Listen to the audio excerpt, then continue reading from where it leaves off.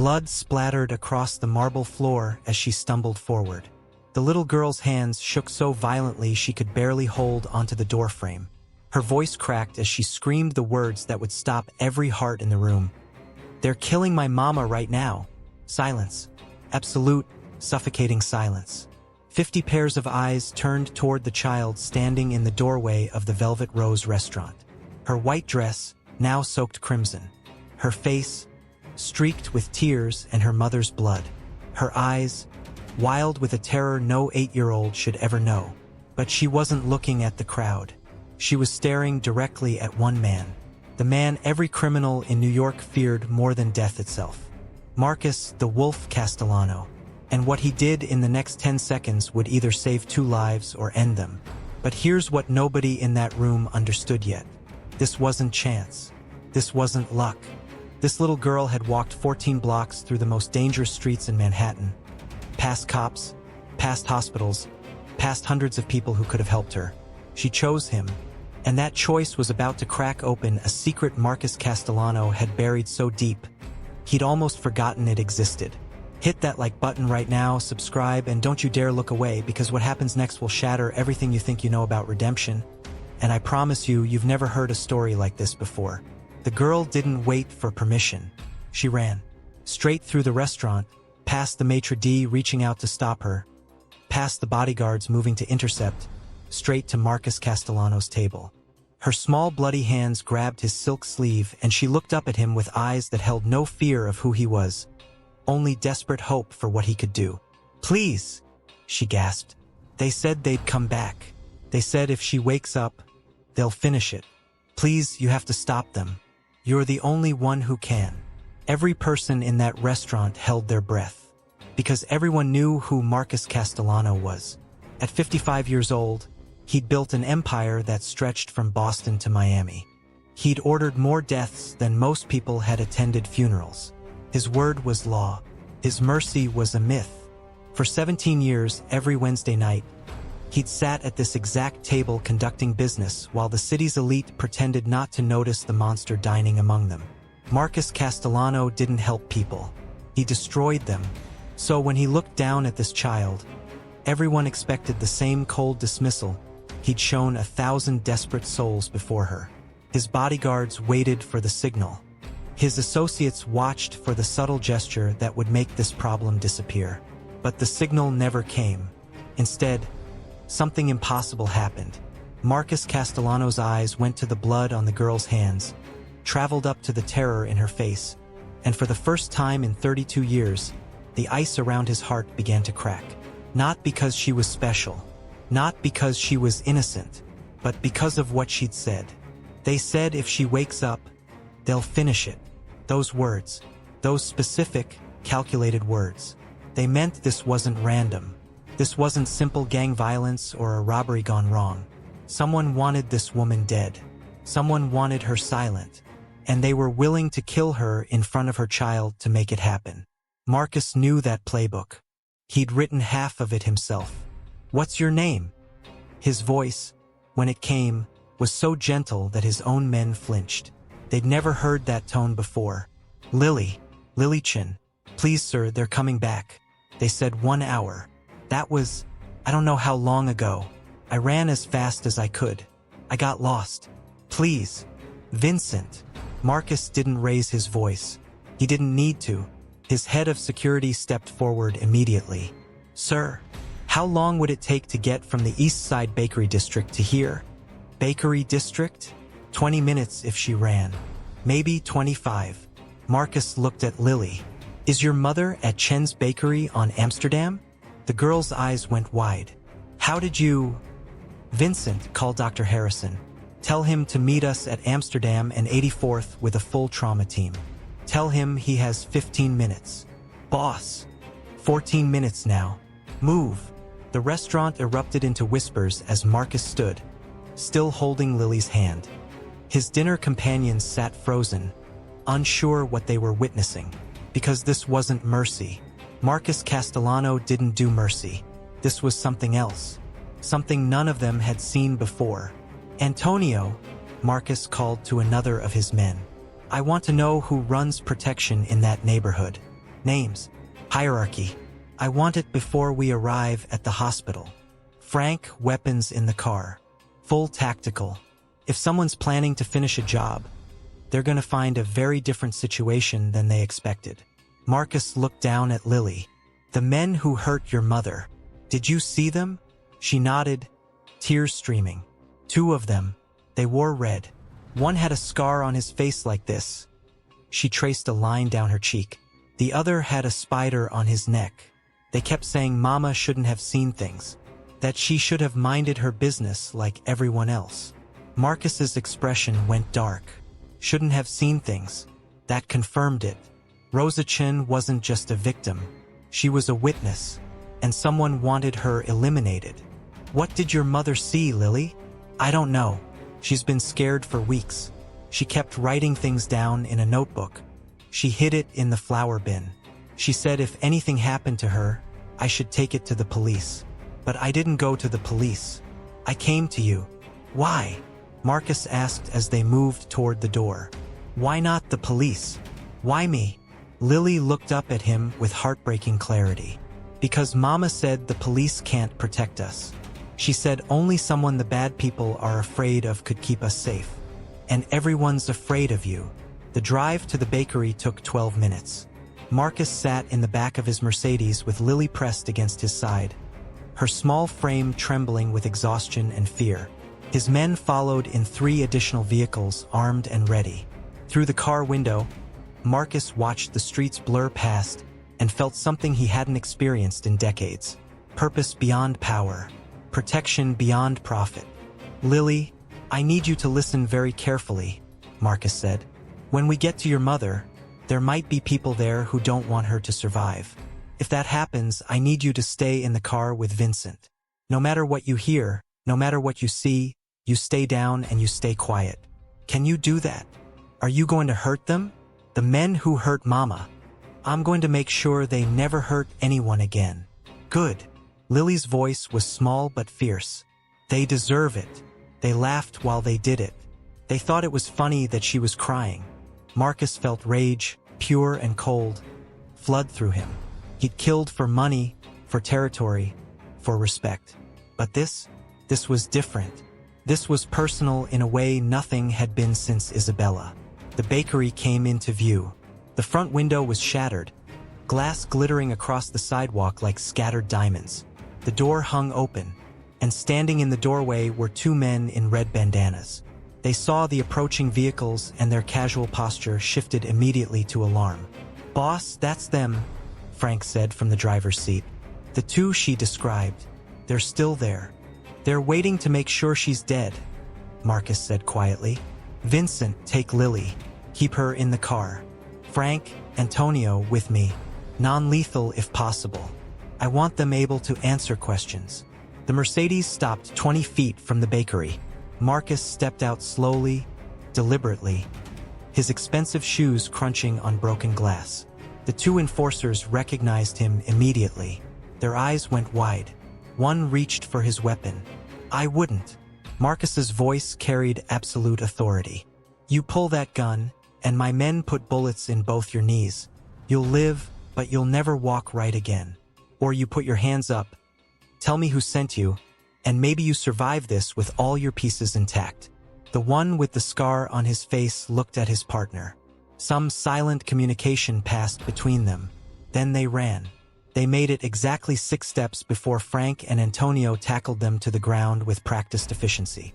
Within seconds, both men were zip-tied and on their knees. Please, man, we didn't know she was important to you. The one with the spider tattoo gasped. We were just doing a job. We were told to. Where is she? Marcus interrupted. In the back. She's still breathing. Barely. Please, Mr. Castellano, we didn't know. Marcus walked past them into the bakery. The smell of blood mixed with cinnamon and yeast. Display cases were overturned. Fresh bread scattered across the floor. And behind the counter, in a pool of blood, lay Lily Chen. She was in her mid-30s, dark hair matted with blood, her face pale from blood loss. But her chest rose and fell in shallow breaths. Still alive. Marcus knelt beside her, checking her pulse with surprising gentleness. Steady but weak. Dr. Harrison burst through the door with his team. "Move!" he barked at Marcus.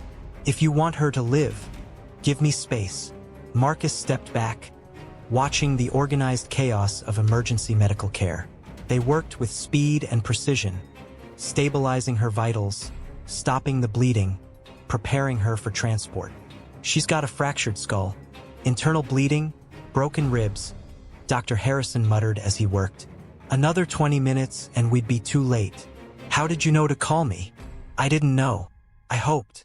Marcus walked back outside where Frank held the two captured men. "Who sent you?"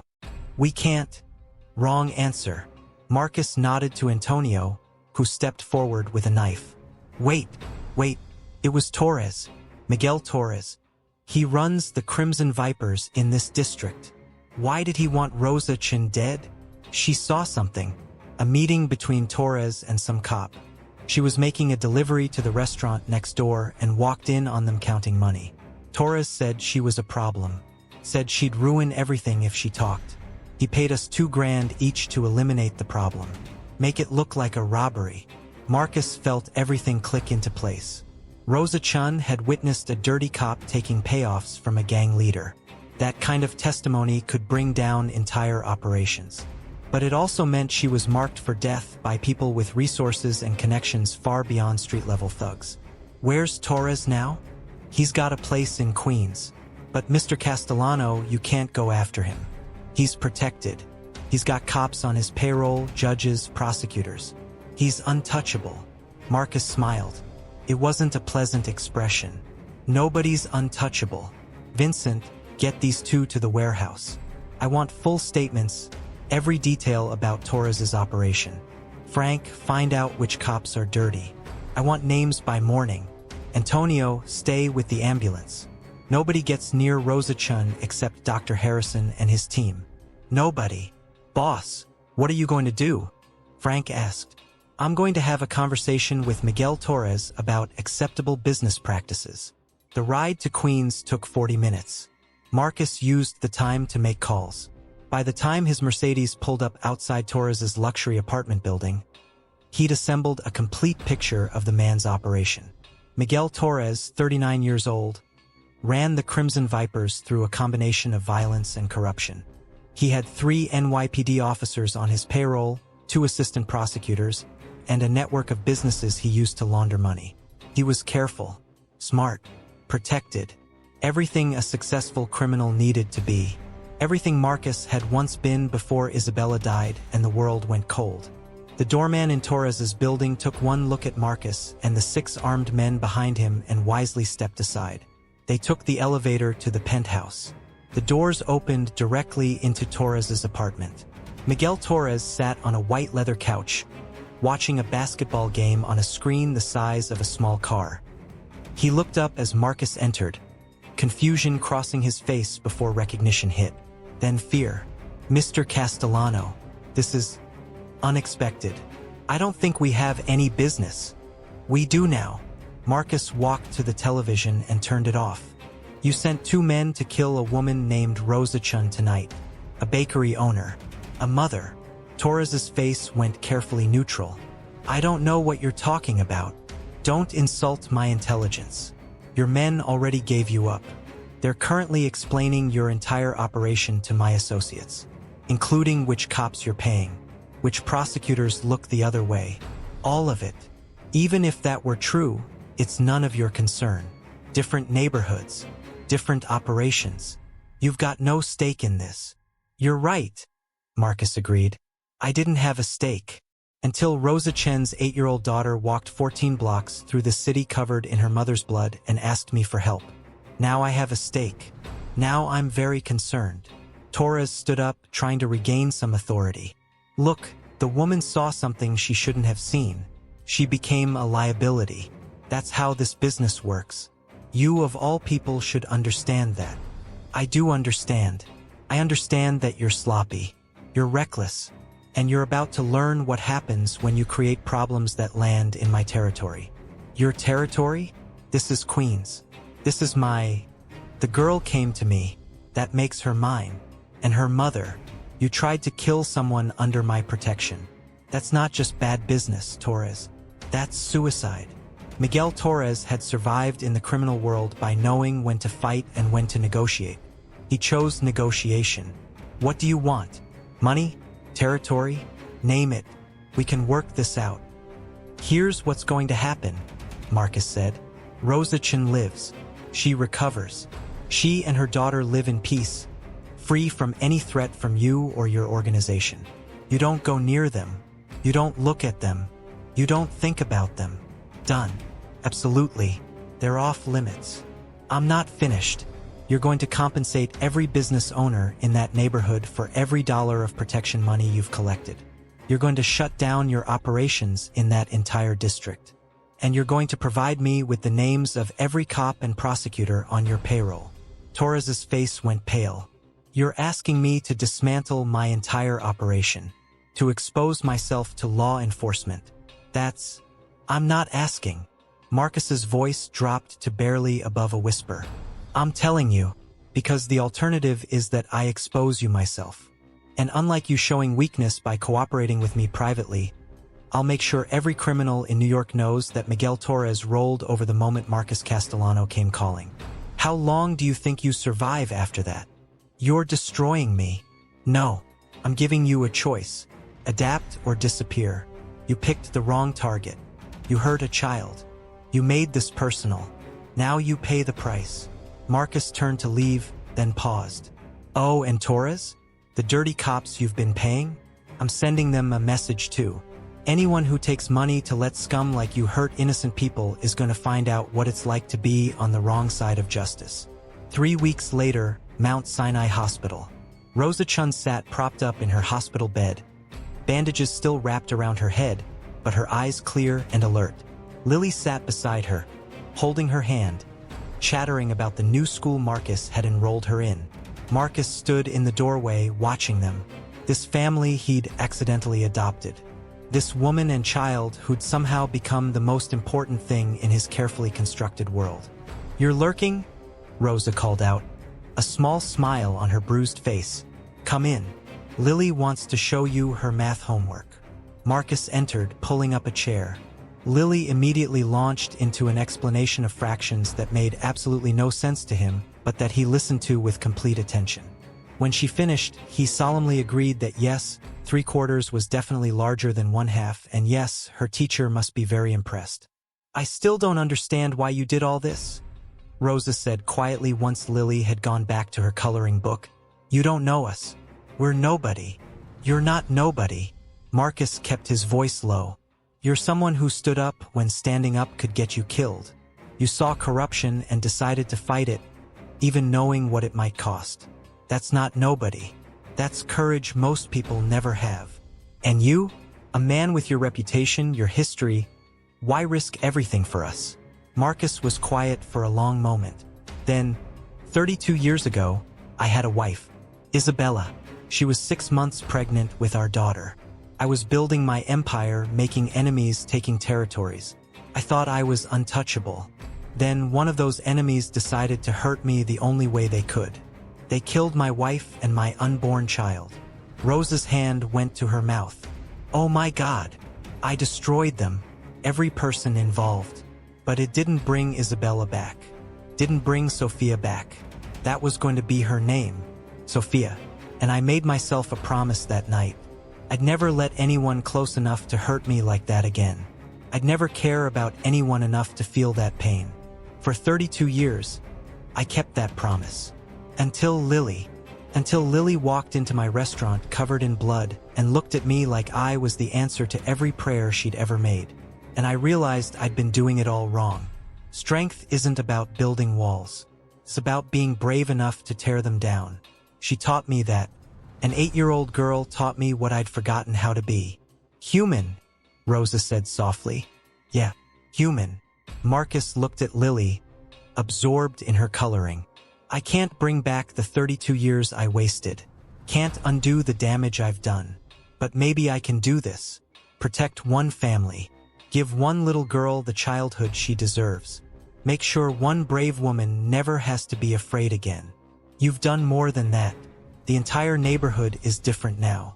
The Crimson Vipers are gone. People feel safe for the first time in years. You changed everything. Lily changed everything. I just followed where she led. Rosa reached out and took Marcus's hand. My mother used to say that angels come in unexpected forms. That sometimes the person who saves you is the last person you'd expect. I never believed her. I thought it was just something old people said. But she was right. Angels do come in unexpected forms. I'm no angel, Rosa. Maybe not. But you're ours. And that's enough. 6 months later, the transformation was complete. Rosa's bakery had been rebuilt, expanded, turned into something that drew customers from all over the city. Lily had blossomed in her new school, her nightmares fading as security and stability replaced fear and uncertainty. And Marcus Castellano, the Wolf of New York, the most feared crime lord in the city, spent every Wednesday evening sitting in a bakery eating fresh bread and listening to a 9-year-old girl explain why her teacher was wrong about dinosaurs. His associates didn't understand. His rivals saw it as weakness. But Marcus didn't care, because he'd learned something profound that night when a little girl grabbed his sleeve. He'd learned that the coldest heart could still choose warmth over ice, that the most broken soul could still be healed, that redemption wasn't about grand gestures or public declarations. It was about showing up, about protecting the vulnerable, about choosing love even when fear seemed safer. One evening, as Marcus prepared to leave the bakery, Lily ran up with something behind her back. "Close your eyes," she commanded with all the authority a 9-year-old could muster. Marcus obliged. He felt her press something into his hands. "Okay, open." It was a frame. Inside was a photograph of the three of them at Lily's birthday party the week before. Rosa laughing, Lily grinning with frosting on her nose, and Marcus actually smiling. Really smiling for the first time in 32 years. At the bottom, in Lily's careful handwriting, "My family, the people who saved each other." Marcus stared at those words for a long time.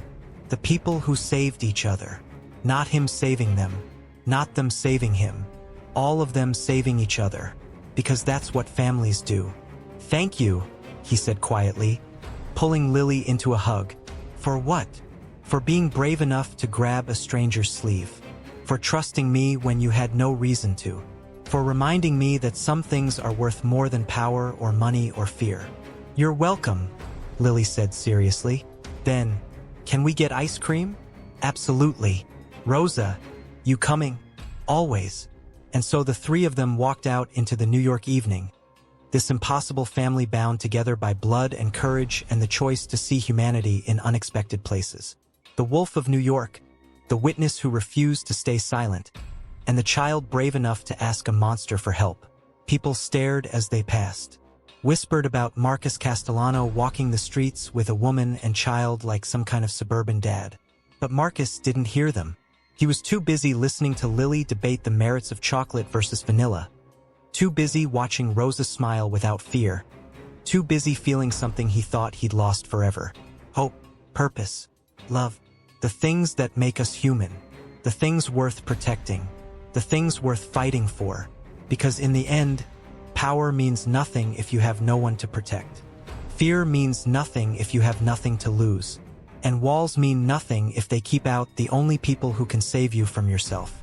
Sometimes redemption comes from the most unexpected places.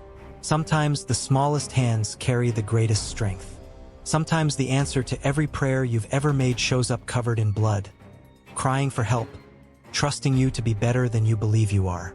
And sometimes, if you're very lucky, you're brave enough to try. Thanks for watching. If this story touched your soul, hit that like button, subscribe, and share this because the world desperately needs more reminders that redemption is real, that courage exists in the smallest hearts, and that even the darkest past can lead to the brightest future. Comment below where you're watching from and tell me, who in your life has been your unexpected angel? I'll see you in the next story.